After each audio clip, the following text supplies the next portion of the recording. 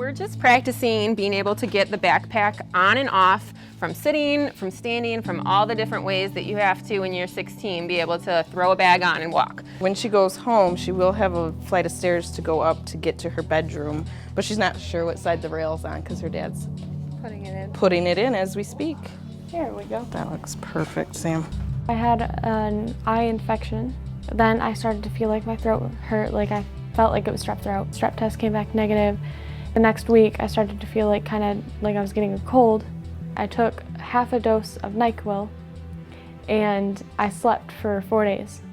So my dad, that's when he called the ambulance. I went to Sparrow Hospital in Lansing and I was in the ICU unit for a month at least. 48 hours into admission, she's still not waking up. So we started thinking about very rare conditions like autoimmune encephalitis. We sent her immediately for spinal MRI and we found a big inflammation.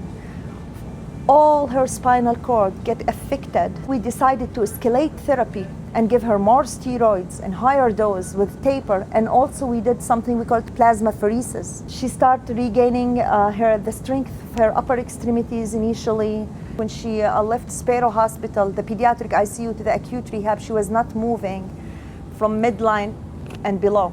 I had this mindset when I first woke up and kind of realized what's going on a little bit. I was like, my life is shattered and broken and there's no fixing it.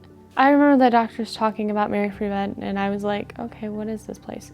And my dad just described it as basically, they're gonna help you get better and get your legs movement back and your coordination back. When Sam first came in, she presented as a pretty much complete paraplegic. She's gone from being a total assist of 2 or using the overhead lift to this. And it's happened in bits and pieces, but each time kind of Sam comes to a crossroad and she figures out that she can do something, she kind of crosses that bridge and she never looks back, and it's just progress, progress, progress.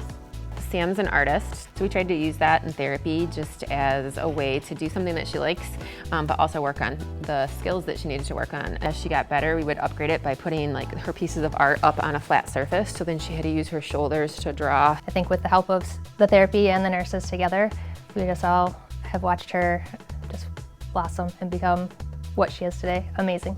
Once she was able to kind of focus her attention for about 60 minutes without me really having to stop and redirect her, we reached out to the school and Dad was able to pick up some of her makeup work so we could kind of simulate school and see how her attention and memory would work in speech therapy first. And we kind of started from there and we've moved up to, completing her biology homework. She's worked on her algebra and she's getting closer to doing her history test. Sam has never let what people tell her define what she can do in therapy. I would describe this place as you yourself are the center of your own therapy.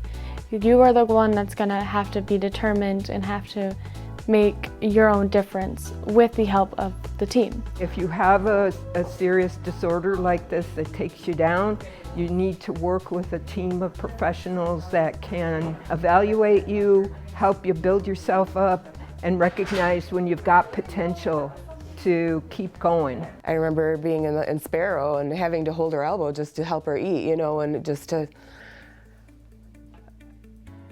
It's amazing. There's so many milestones. I'm so proud of her.